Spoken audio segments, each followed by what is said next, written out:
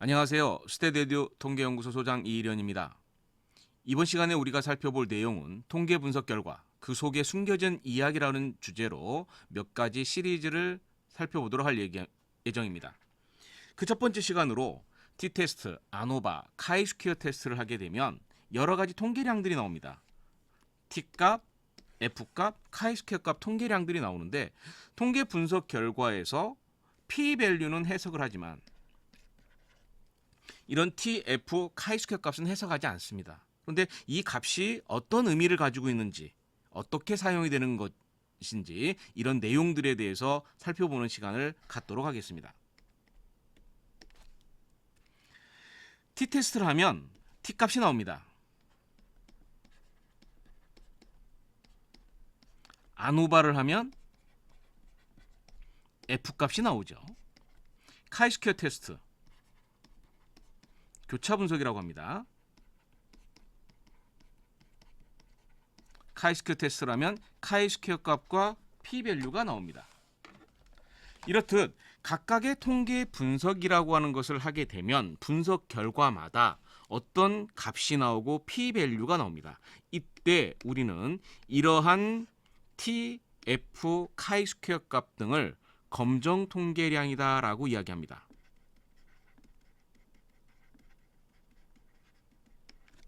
T테스트를 검정하는 데 필요한 통계량이라는 것이죠. 그리고 이러한 검정 통계량은 T통계량은 T분포,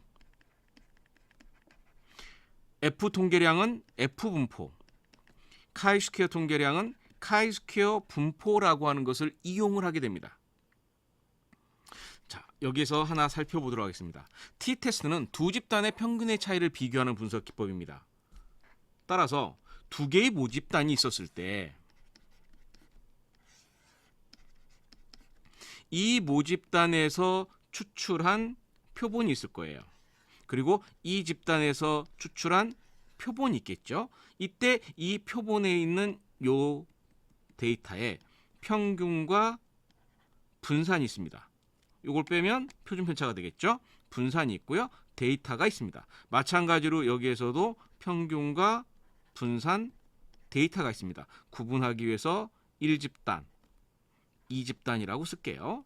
이렇게 두 표본에서 데이터들을 이용을 해서 모집단의 평균인 뮤와 뮤2, 뮤1과 뮤2를 비교하는 것이 바로 T테스트가 됩니다. 그러면 T테스트라는 걸 하게 되면 T테스트는 T라고 하는 검정 통계량을 구하게 되는데요. 이 T라고 하는 검정 통계량은 어떻게 계산이 되는 거냐? 첫 번째 집단의 평균에서 두 번째 집단의 평균을 뺍니다. 이 값을 통합 표준 편차라는 것이 있고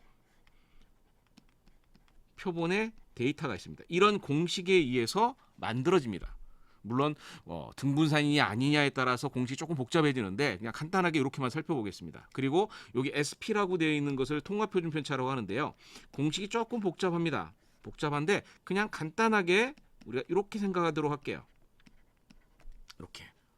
물론 여기보다 조금 더 복잡합니다. 근데 그 정도 생각하지 않고 그러면 결국 T라고 하는 통계량은 무엇이 들어가 있느냐면 T라고 하는 통계량을 구하기 위해서는 각 집단의 평균과 분산, 표준 편차죠. 데이터의 수에 의해서 T라고 하는 것이 구해집니다. 통계 분석 결과를 보면 T값은 마이너스도 나오고 플러스도 나와요. 그런데 F값이나 카이스퀘어 값은 마이너스가 나오지 않습니다. 양수만 나오거든요. 왜 그러냐? 공식만 봐도 알 수가 있어요. 예를 들어서 첫 번째 집단의 평균이 10이고 두 번째 집단의 평균이 8이었으면 여기 어떻게 됩니까?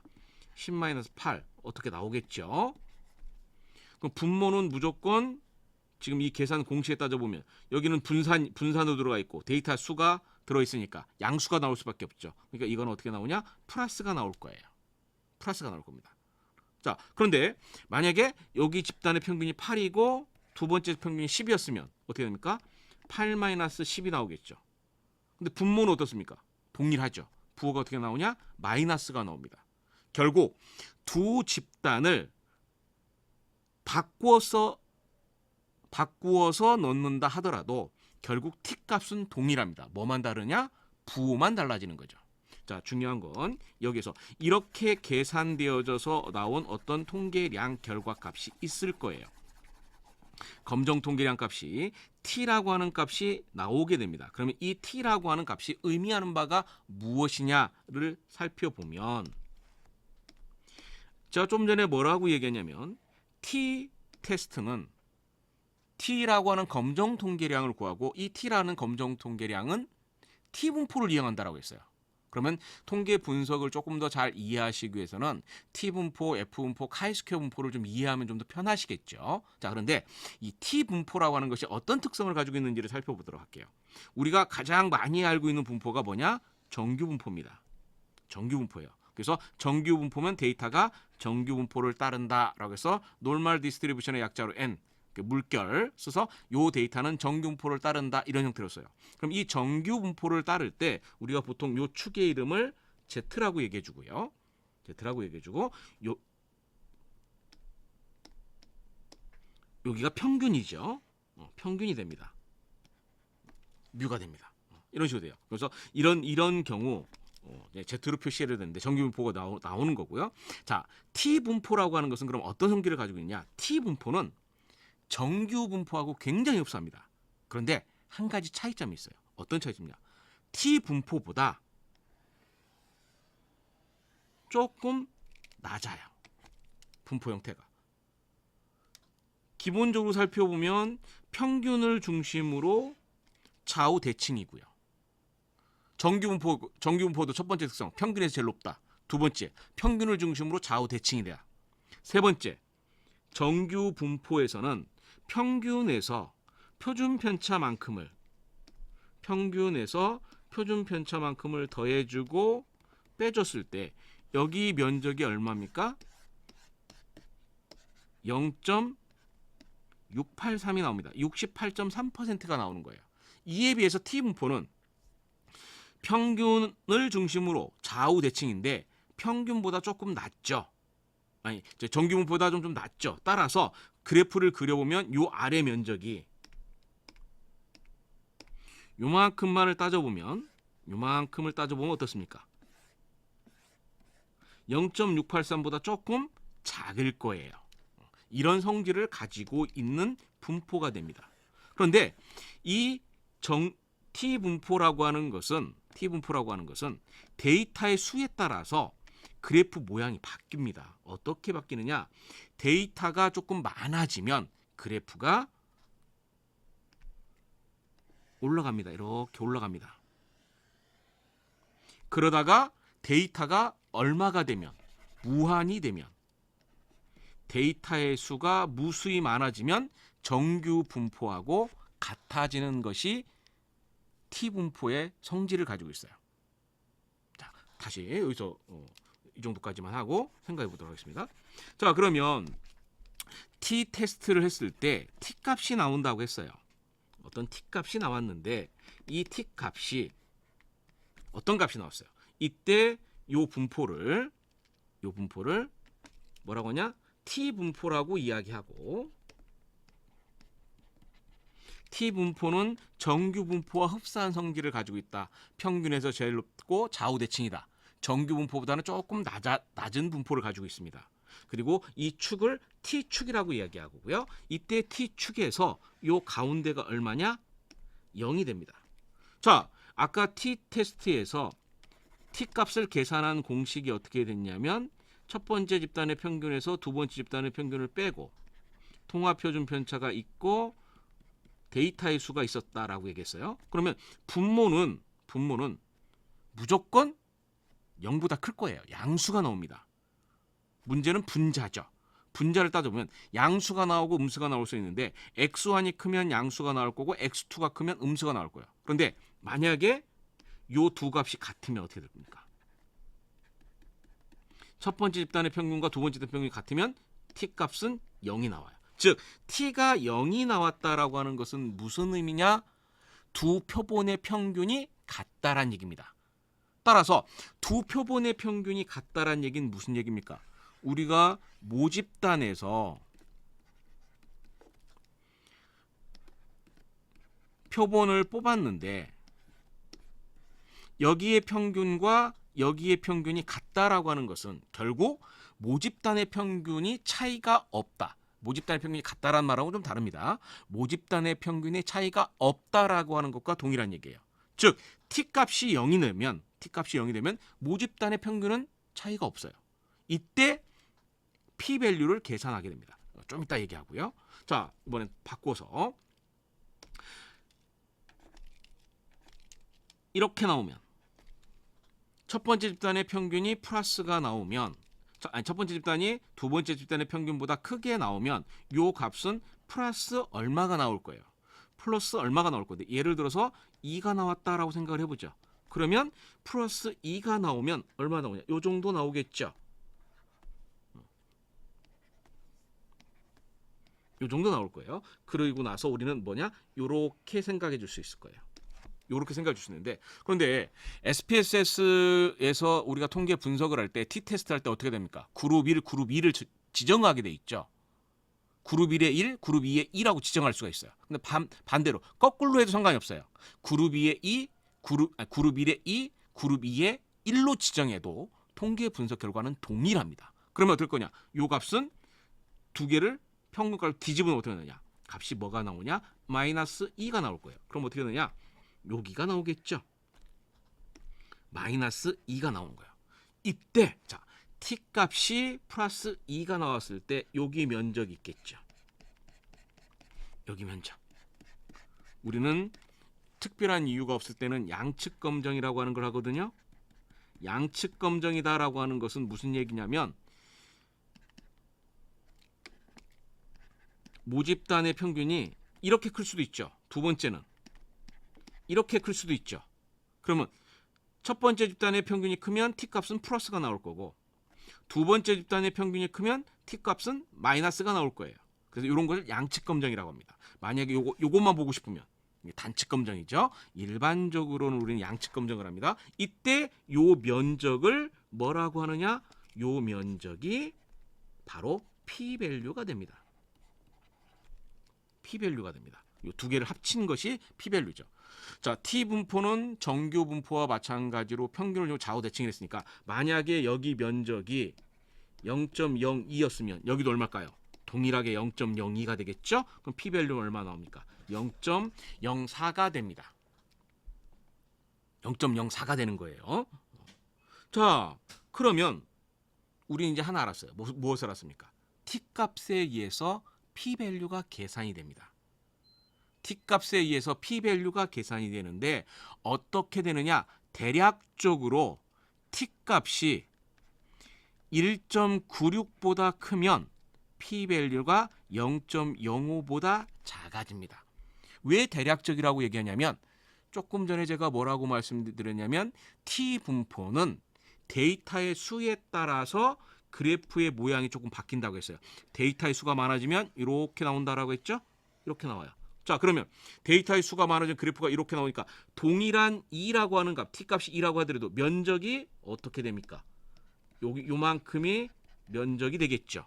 그러면 t값이 2라고 동일했다 하더라도 데이터의 수가 더 많을 때는 p-밸류가 어떨까요? 0.04보다 더 작게 나올 수도 있어요.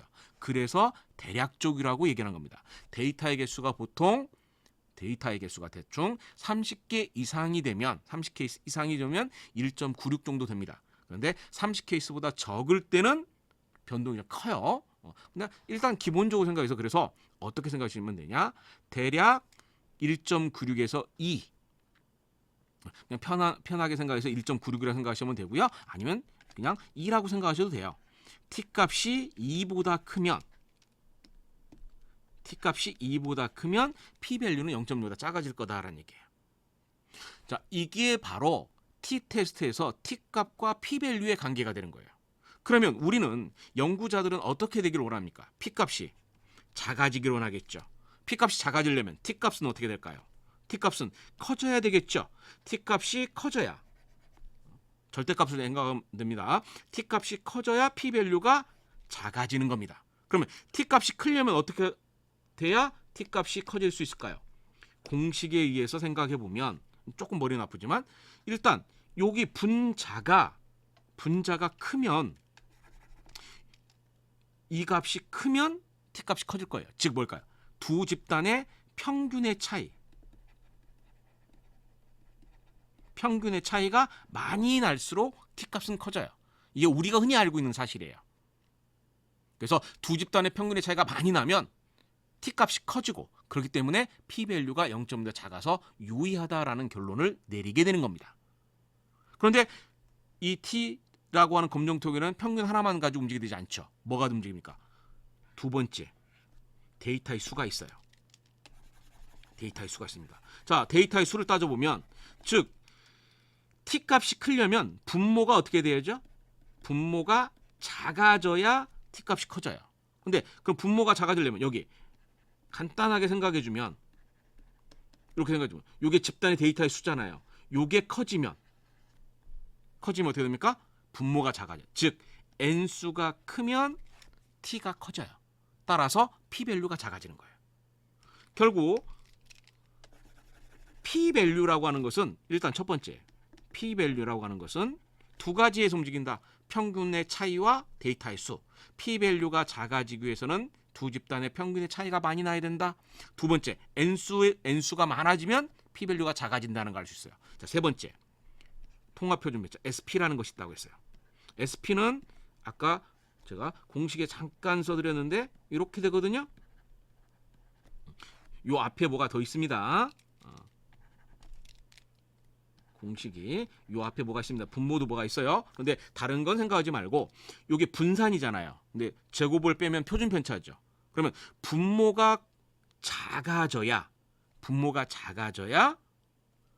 t 값이 커지니까 결국 어떻게 해요? 요 분산이 작아져야 되겠죠. 세 번째는 뭐냐? 표준 편차가 작으면 됩니다. 결국 p-밸류가 작아지기 위해서는 세 가지 조건이 있다. p-밸류가 작아지기 위해서는 세 가지 조건이 있는데 그 세 가지 조건이 뭐냐? 첫 번째, 집단의 평균의 차이가 커지면 어떻게 된다? t 값이 커진다.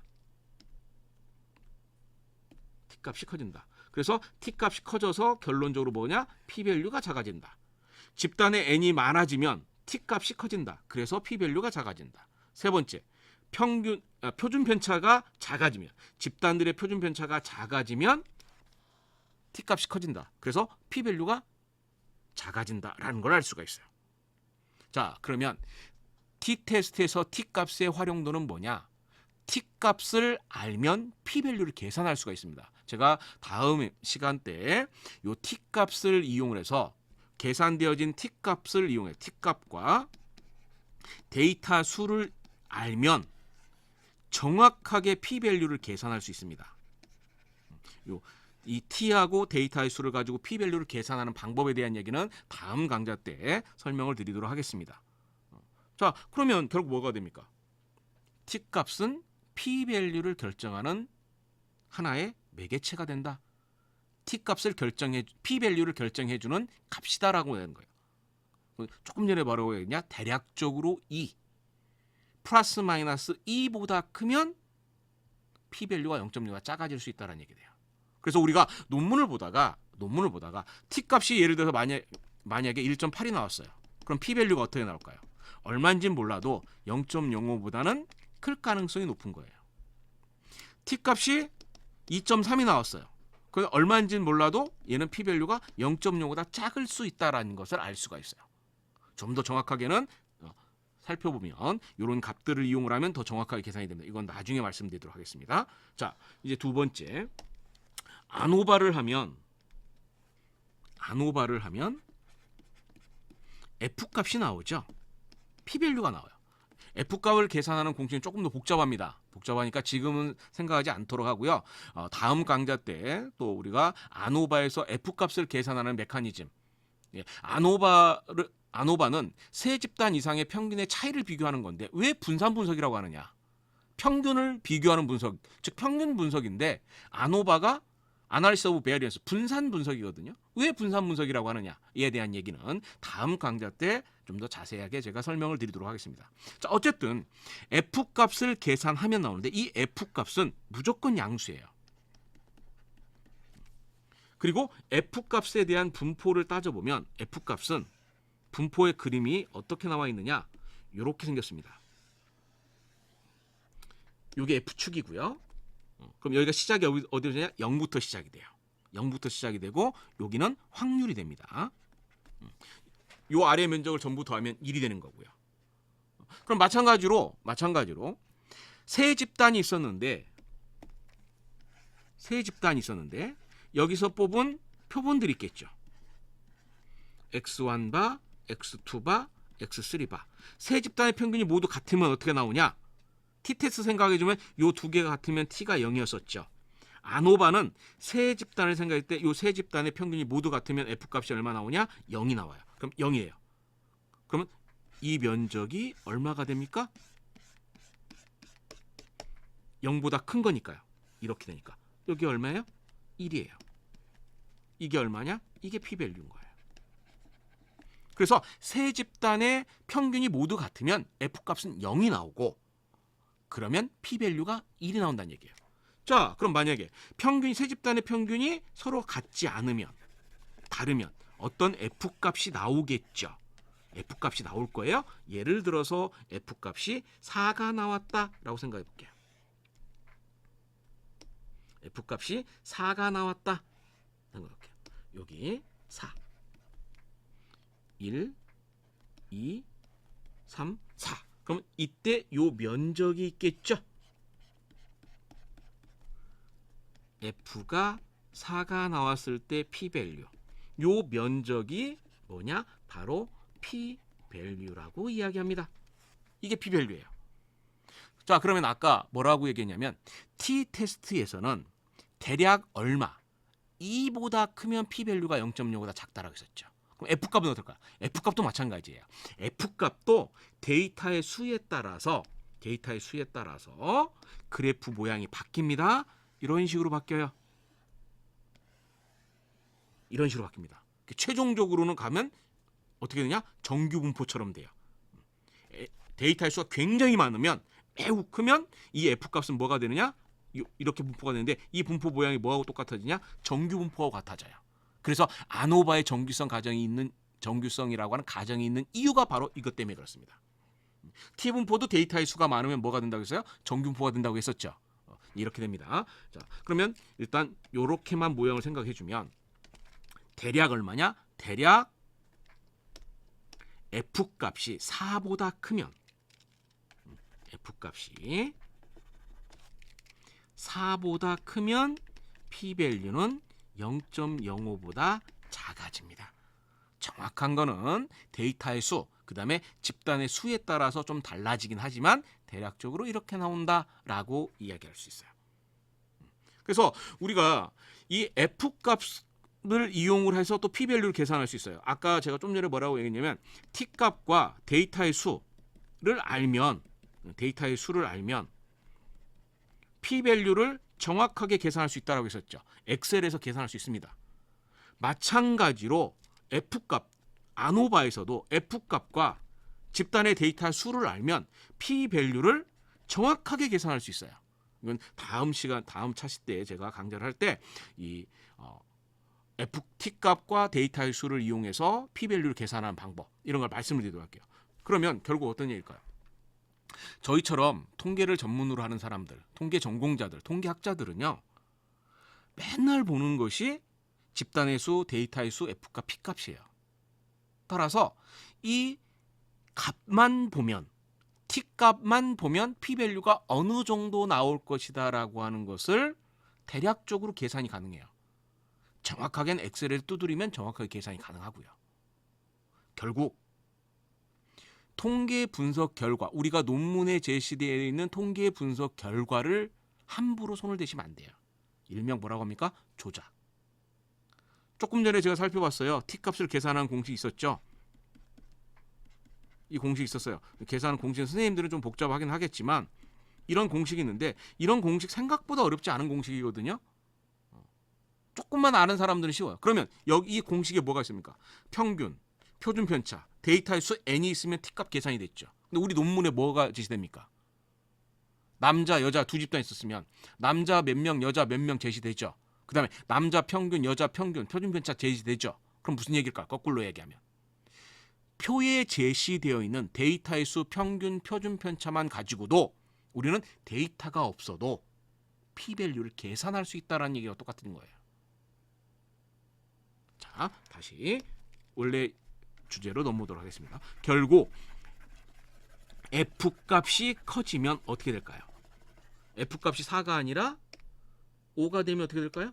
이렇게 되면 더 작아지겠죠. 라는 것을 알 수가 있어요. 자, 그 다음 우리가 카이스퀘어 테스트를 하죠. 카이스퀘어 테스트를 합니다. 교차 분석이라고 하는 카이스퀘어 테스트를 하는데 교차 분석의 카이스퀘어 테스트를 하면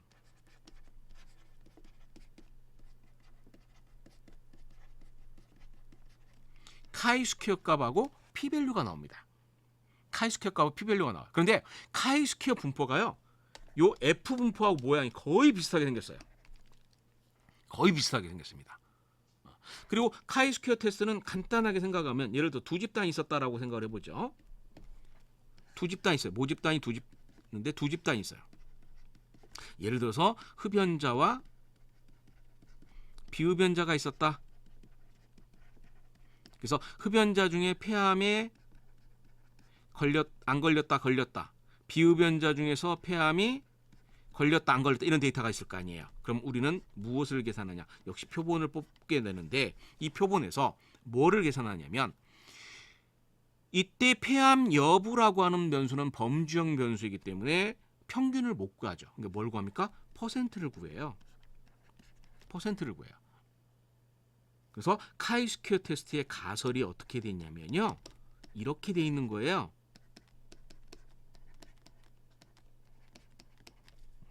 퍼센트로 돼 있어요. 그런데 퍼센트로 돼 있으면 여기 기호로 돼 있으니까 이거를 약자로 쓰기 위해서 뭐라고 하느냐? 퍼센트의 약자로 P1, P2로 돼 있어요.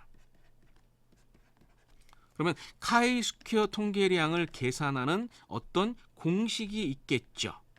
어떤 공식이 있을 거예요.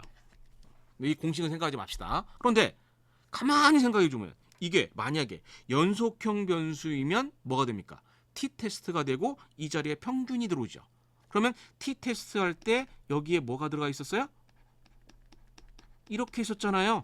그러면 동일하게 생각을 해주면 간단하게 생각해주면 이렇게 생각할 수가 있겠죠.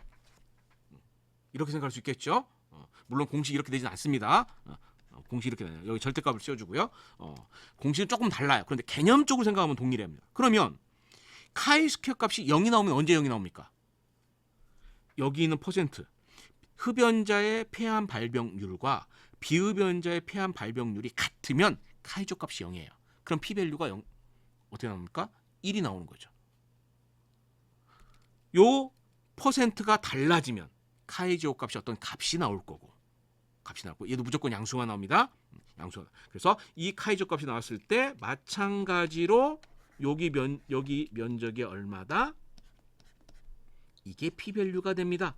이게 p-밸류가 돼요. 그런데 이 p-밸류는 그러면 아까 t-테스트는 t-값이 대략 2보다 크면 p-밸류가 0.05보다 작아진다. f-값은 대략 4보다 크면 p-밸류가 0.05보다 작아진다고 했죠. 그러면 카이조 값은 얼마보다 크면 p-밸류가 0.05보다 작아질까요? 얘는 레버러지가 너무 커요. 범위가 레인지가 너무 넓어요. 그래서 보통 3.5에서 100 사이에 나옵니다. 너무 넓어서 얼마라고 얘기할 수는 없어요. 요거는 이게 요 집단의 수, 그 다음에 폐암 여부가처럼 이게 집단이 요 안에 카테고리가 2개냐, 3개냐, 4개냐에 따라서 달라집니다. 그렇지만 통계 전공자들은 쉽게 계산할 수는 있어요. 자, 어쨌든 결국 지금 우리가 이야기하는 것은 t-테스트 하면 t-값이 나온다. 아노바 하면 f-값이 나온다. 교차 분석하면 카이스퀘어 값이 나온다. 그런데 이 값들에 의해서 무엇이 결정된다? p-밸류가 결정이 된다는 얘기예요. 따라서 우리가 논문에서 실제 보고서에 제시는 되지만 해석은 하지 않죠. 이거 대신에 무엇을 해석합니까? p-밸류로 해석이 되는 거예요. p-밸류를 해석합니다. 그렇지만 사실은 이 TF 카이스퀘어 값과 P밸류는 동일한 값입니다. 보는 관점이 달랐을 뿐이죠. 자, 이번 시간에는 여기까지 해서 마치도록 하겠습니다. 이번 시간에 통계 분석 결과 그 속에 숨겨져 있는 이야기 중에서 TF 카이스퀘어 값, 이 통계량이 어떤 의미를 가지고 어떻게 사용되는지에 대해서 살펴봤습니다. 다음 시간에는 아노바 분산 분석표에서에 대한 얘기들을 살펴보도록 하겠습니다. 왜 분산 분석을 평균 분석을 하지 않고 분산 분석이라고 하는지에 대한 얘기를 살펴보도록 하고요. 그 다음 시간에 계속 이어서 자유도의 개념, 통계 분석을 하면 자유도라고 하는 것이 나오는데 도대체 이 자유도가 뭐냐, 자유도의 의미가 뭐냐라는 걸 살펴보도록 할 거고요. 그 다음에 회귀 분석 결과에서 나오는 B값, SE값, 이런 값들에 대한 의미에 대해서 통계학 책에 나오지 않지만 그 안에 숨겨져 있는 의미들에 대해서 살펴보도록 하겠습니다. 이번 시간 여기까지 해서 마치도록 하겠습니다. 감사합니다.